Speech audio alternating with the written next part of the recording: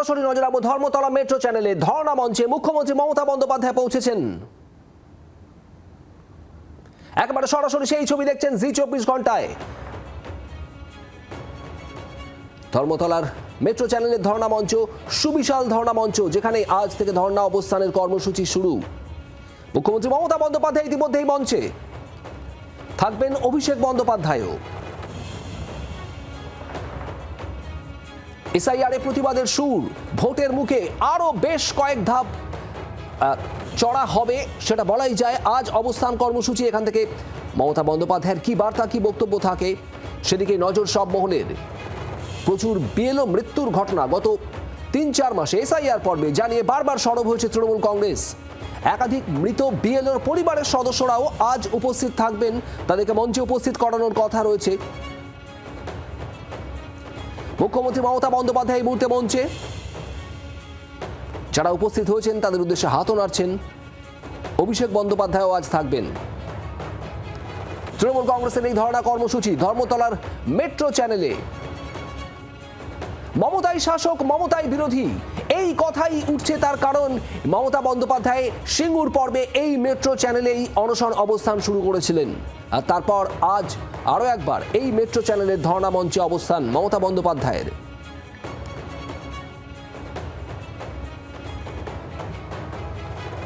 Dharmatala metro চ্যানেলের এই ধর্ণা মঞ্চের ছবি একদম সরাসরি দেখছেন জি24 ঘন্টায়। মমতা বন্দ্যোপাধ্যায় ইতিমধ্যে উপস্থিত, তৃণমূলের অন্যান্য নেতৃত্ব তাদেরও দেখা যাচ্ছে। আজ মমতা বন্দ্যোপাধ্যায়ের সঙ্গে থাকবেন অভিষেক বন্দ্যোপাধ্যায়ও।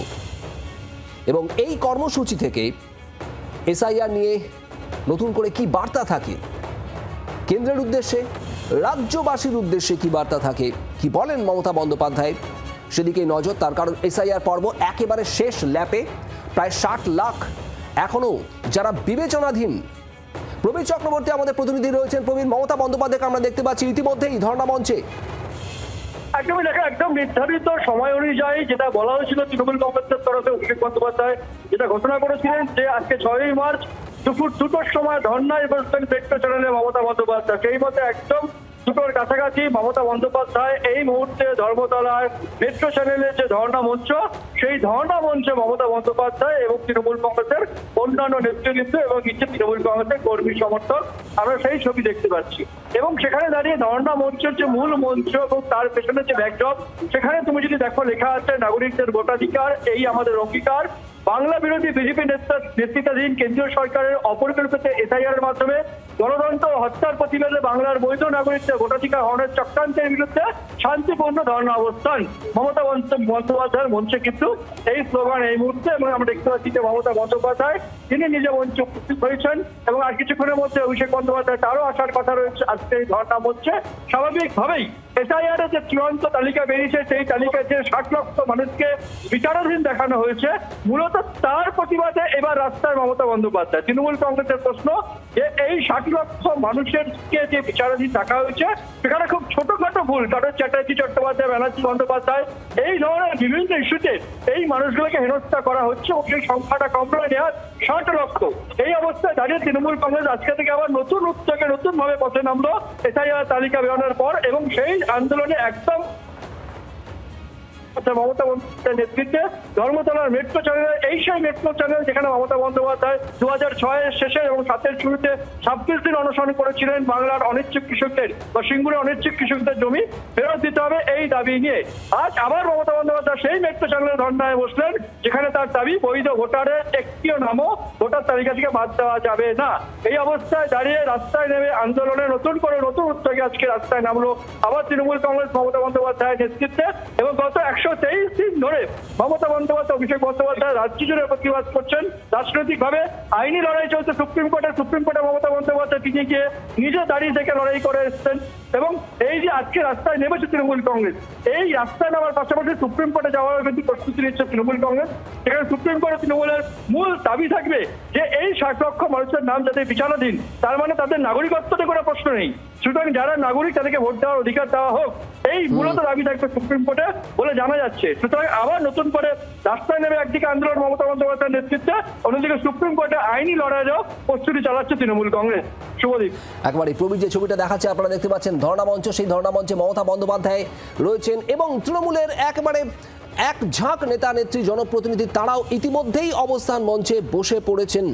শ্রেয়সী গঙ্গোপাধ্যায় আমাদের অপর প্রতিনিধিও রয়েছেন। শ্রেয়সী, একেবারে ভোটের মুখে এসআইআর এর শেষ ল্যাপে এই ধর্ণা অবস্থান কর্মসূচি, এসআইআর এর বিরোধিতায় সুর যে আরো কয়েক ধাপ চড়বে সেটা তো একেবারে স্পষ্ট। একেবারে কার্যত দেখতেই পাচ্ছ যে মমতা বন্দ্যোপাধ্যায় তিনি এই মুহূর্তে কিন্তু অবস্থানে বসেন এবং সেক্ষেত্রে দলের নেতা কর্মীরা এই মুহূর্তে মঞ্চের সামনে রয়েছেন, মঞ্চে রয়েছেন একাধিক এমএলএ, মন্ত্রী এবং অবশ্যই সেক্ষেত্রে দেখা যাচ্ছে যে এক্ষেত্রে একজন মহারাজ তিনিও কিন্তু কার্যত এই ধর্নায় বসছেন। সামনে থেকে দেখা যাচ্ছে অর্থাৎ মন্ত্রী, কাউন্সিলর, দলের এমএলএ, এমপিরা ছাড়াও কিন্তু একজন মহারাজকে দেখা যাচ্ছে, সেই মহারাজ তিনি দেখা যাচ্ছে একজন সন্ন্যাসীকে দেখা যাচ্ছে, তিনি সেক্ষেত্রে এখানে মঞ্চে বসেছেন এবং মমতা বন্দ্যোপাধ্যায় তিনি রয়েছেন এবং স্পষ্টতই যেখানে এই যে মঞ্চ, সেই মঞ্চে স্পষ্টতই যে বিষয়টা লেখা রয়েছে যে বাংলা বিরোধী বিজেপি নেতৃত্বাধীন কেন্দ্রীয় সরকারের অপরিকল্পিত এসআইআর এর মাধ্যমে গণতন্ত্র হত্যার প্রতিবাদে ও বাংলার বৈধ নাগরিকদের ভোটাধিকার হরণের চক্রান্তের বিরুদ্ধে শান্তিপূর্ণ ধর্ণা। মানে এই মুহূর্তে দেখতে পাচ্ছ যে এই বিষয়টি তুলে ধরে কিন্তু কার্যত মমতা বন্দ্যোপাধ্যায় তিনি রয়েছেন এবং সেক্ষেত্রে এইখানে দাঁড়িয়ে এখানে যে স্লোগানটা রয়েছে নাগরিকদের ভোটাধিকার এটাই আমাদের অঙ্গীকার, কার্যত সেই স্লোগান নিয়েই কিন্তু এই মঞ্চে দেখা যাচ্ছে মমতা বন্দ্যোপাধ্যায় তিনি এই মুহূর্তে অবস্থানে বসেছেন।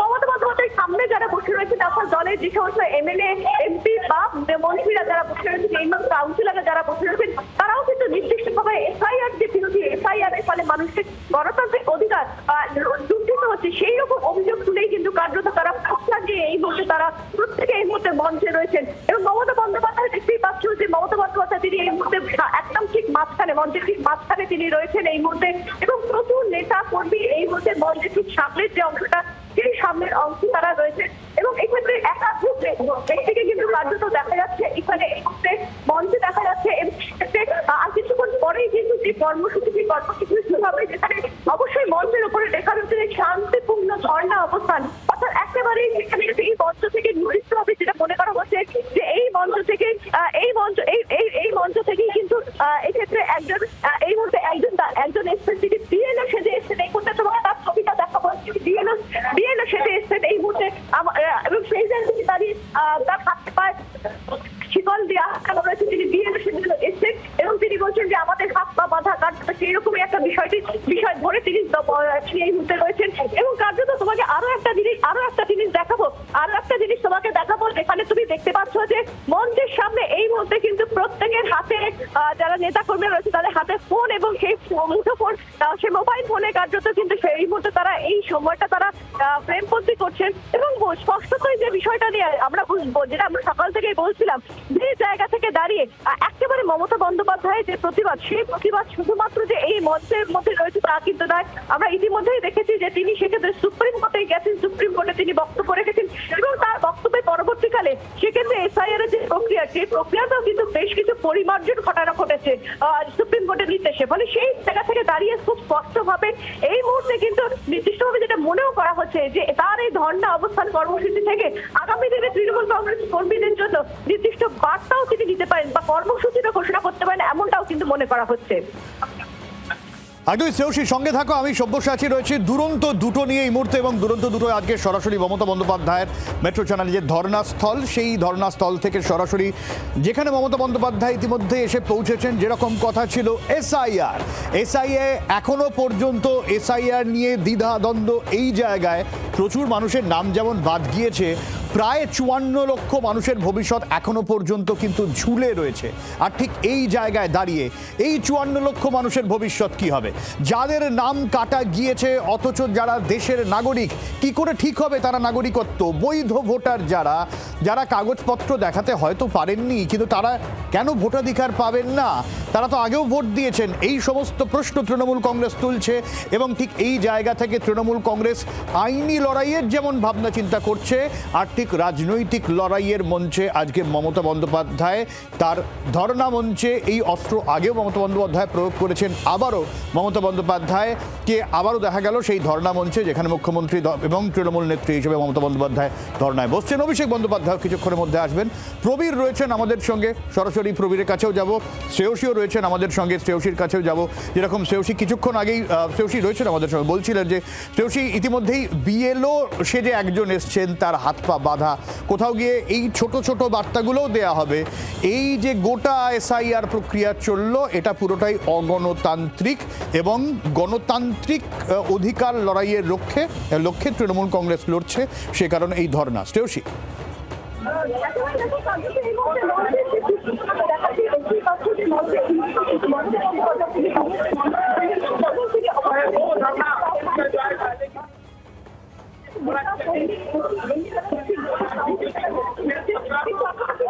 শ্রেয়সী শোনা যাচ্ছে না? শ্রেয়সী বোধহয় অডিওতে একটু সমস্যা হচ্ছে, আমার পরে শ্রেয়সীর কাছে আসবো। আমাদের কাছে সুমন ভট্টাচার্য রয়েছেন, রাজনৈতিক বিশ্লেষক। আমি সুমনবাবুর কাছে সরাসরি চলে যাই। সুমনবাবু, খুব একটা অপরিচিত ছবি নয়, মুখ্যমন্ত্রী মমতা বন্দ্যোপাধ্যায় আগেও ধর্ণায় বসেছেন, কিন্তু এবারে প্রেক্ষিতটা এসআইআর এবং এসআইআর ইস্যুতে রাহুল গান্ধী থেকে শুরু করে তাবড়ো নেতারা সুর চড়ালেও মুখ্যমন্ত্রীর মতন এই ধারে ভারে এগিয়ে থেকে রাজনৈতিক বিরোধিতার যে জায়গাটা, এটা আর কোনো বিরোধী নেতা দেখিয়েছেন বলে তো অন্তত এই আবহে তো দেখা যায়নি। সুমনদা, দেখুন, মমতা বন্দ্যোপাধ্যায় নিজের সম্পর্কে বলেন বহুবার, মানে সাক্ষাৎকারও তিনি বলেছেন, আমাকেও বলেছেন যে তিনি একজন স্ট্রিট ফাইটার, অর্থাৎ রাস্তায় নেমে যে রাজনৈতিক লড়াইটা সেটা তিনি সবচেয়ে ভালো লড়েন। এবার দেখুন, আজকের ভারতবর্ষের যে রাজনীতি, সেখানে স্ট্রিট ফাইটিং হলেই কেন্দ্রের যে শাসক দল তারা বিজেপি একটু অস্বস্তিতে পড়ে যায়। আমি আপনাকে মনে করাবো, যখন কৃষকরা তাদের দাবি নিয়ে গোটা দিল্লি ঘিরে ফেলেছিলেন, তখন শেষ পর্যন্ত নরেন্দ্র মোদীকে পিছু হটতে হয়েছিল। তিনি কৃষি বিলগুলো প্রত্যাহার করে নিয়েছিলেন। মমতা বন্দ্যোপাধ্যায় এটা জানেন, এবং মমতা বন্দ্যোপাধ্যায় শুক্রবার যেখানে ধর্নায় বসেছিলেন বা বসছেন, সেই জায়গাটা ঐতিহাসিকভাবে ওনার দিক থেকে খুব তাৎপর্যপূর্ণ। সিঙ্গুর নন্দীগ্রাম আন্দোলন, মানে জমি আন্দোলনের সময় উনি এখানেই ছিলেন, এবং এখান থেকেই কিন্তু উনি 34 বছরের বাম শাসনের অবসানের কার্যত ঘোষণা করে দিয়েছিলেন। ফলে এই যে রাস্তায় মমতা বন্দ্যোপাধ্যায় চলে গেলে পরে এটা একটা পলিটিক্যাল সিগনিফিকেন্স আছে, বিশেষ করে মমতা বন্দ্যোপাধ্যায়ের রাজনীতির জন্য, বিশেষ করে বিজেপির জন্য। কারণ আবারও আমি বলছি যে BJP as a political party খুব স্ট্রিট ফাইটিংকে নিতে পারে না।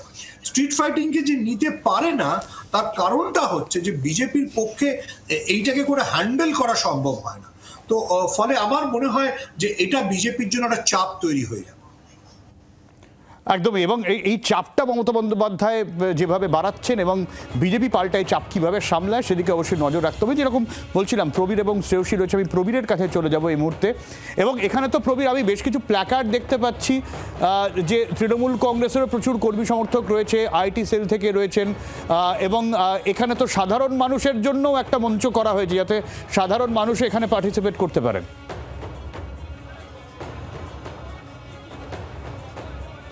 দেখো, একদম সাধারণ মানুষ রয়েছেন, যেমন তৃণমূল কংগ্রেসের কর্মী সমর্থক রয়েছে, পাশাপাশি দাঁড়িয়ে এসআইআরে এখন পর্যন্ত যাদের মৃত্যুর অভিযোগ উঠেছে তাদের পরিবার লোকজন, এবং বিএলও যাদের মৃত্যুর অভিযোগ উঠেছে তাদের পরিবারের লোকজন, এই সবাই কিন্তু আজকের এই মমতা বন্দ্যোপাধ্যায় ধর্ণা কর্মসূচিতে রয়েছেন।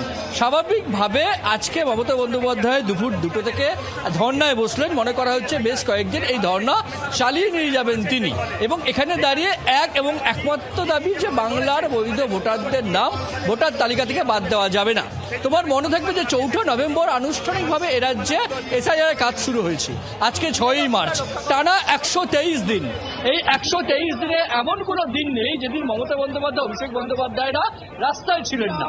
বারবার নির্বাচন কমিশন দিল্লিতে গেছেন তারা, এ রাজ্যে সিও অফিসে গেছেন তারা, সংসদের ভেতরে বাইরে প্রতিবাদ করেছে তৃণমূল কংগ্রেস, সর্বোপরি মমতা বন্দ্যোপাধ্যায় নিজে সুপ্রিম কোর্টে লড়াই করেছেন এবং এসআইআর চূড়ান্ত তালিকা যখন বেরিয়েছে, আজকে আবার নতুন উদ্যমে তৃণমূল কংগ্রেস রাস্তায় মমতা বন্দ্যোপাধ্যায়ের নেতৃত্বে মেট্রো চ্যানেলে ধর্নায় বসেছে তৃণমূল কংগ্রেস। এই সেই মেট্রো চ্যানেল যেখানে অনিচ্ছুক কৃষকদের জমি ফিরিয়ে দিতে হবে, এই দাবি নিয়ে 26 দিন অনশন করেছেন মমতা বন্দ্যোপাধ্যায়। মাঝখানে 2019 সালে কেন্দ্রীয় এজেন্সির অতি সক্রিয়তার বিরুদ্ধে 72 ঘন্টা এই মেট্রো চ্যানেলে ধর্ণা দিয়েছেন এবং আজকে আবার মেট্রো চ্যানেলে ধর্ণায় তিনি বসেছেন। এর মাঝখানে দুবার, এক বছরের মধ্যে দুবার রেড রোডে ধর্ণায় বসেছিলেন 100 দিনের টাকা এবং আবাসের টাকার দাবিতে। সুতরাং মমতা বন্দ্যোপাধ্যায় যখনই প্রয়োজন পড়েছে তখনই তিনি নিজের সামনে থেকে দাঁড়িয়ে নেতৃত্ব দিয়েছেন এবং এই মুহূর্তে দাঁড়িয়ে এসআইআর হচ্ছে সারা দেশ জুড়ে এবং মমতা বন্দ্যোপাধ্যায় হচ্ছেন প্রধান বিরোধী মুখ, যিনি এসআইআর উদ্দেশ্য নিয়ে লাগাতার প্রতিবাদ চালিয়ে যাচ্ছেন। এবং আরো একটা বিষয়, 4 নভেম্বর আনুষ্ঠানিকভাবে শুরু হলেও এ রাজ্যে এসআইআর, তোমার মনে থাকবে 2025-এর 27 ফেব্রুয়ারি মমতা বন্দ্যোপাধ্যায় নেতাজি ইন্ডোরের বৈঠকে সর্বপ্রথম তিনি অভিযোগ করেছিলেন বাইরে থেকে ভোটার এই রাজ্যে ঢোকানোর চেষ্টা করছে বিজেপি। যেটা করা হয়েছিল দিল্লিতে, করা হয়েছে হরিয়ানায়, করা হয়েছে মহারাষ্ট্রে। প্রায় 1 বছর বেশি আগে মমতা বন্দ্যোপাধ্যায় এই ভুয়ো ভোটার ঢোকানো নিয়ে অভিযোগ করেছিলেন। সেটাই পরবর্তীকালে মমতা বন্দ্যোপাধ্যায়ের অভিযোগ যে এ রাজ্যের ভোটারদের নাম বাদ দেওয়ার চেষ্টা করছে এসআইআর এর নাম করে। বিজেপির কথা নির্বাচন কমিশন সেই কাজ করছে বলে অভিযোগ করে আসতেন লাগাতার মমতা বন্দ্যোপাধ্যায়। এবং চূড়ান্ত ভোটার তালিকা বেরোনোর পর যে 60 লক্ষকে বিচারাধীন রাখা হয়েছে, সেই 60 লক্ষ যাতে তাদের মধ্যে বৈধ ভোটার যারা আছেন তাদেরকে কাউকে বাদ দেওয়া যাবে না, অবিলম্বে এই জটিলতা থেকে তাদেরকে মুক্তি দিতে হবে, তাদেরকে হেনস্থা করা যাবে না, এই বিভিন্ন দাবি নিয়ে আজকে মমতা বন্দ্যোপাধ্যায় তিনি এই মুহূর্তে রাস্তায় বসেছেন। আমরা দেখতে পাচ্ছি মেট্রো চ্যানেলে। স্বাভাবিকভাবে এই ধর্ণা কদিন চলবে বলেই মনে করছে রাজনৈতিক মহল। বাংলার আওয়াজ, বাঙালির আবেগ, জি 24 ঘন্টা।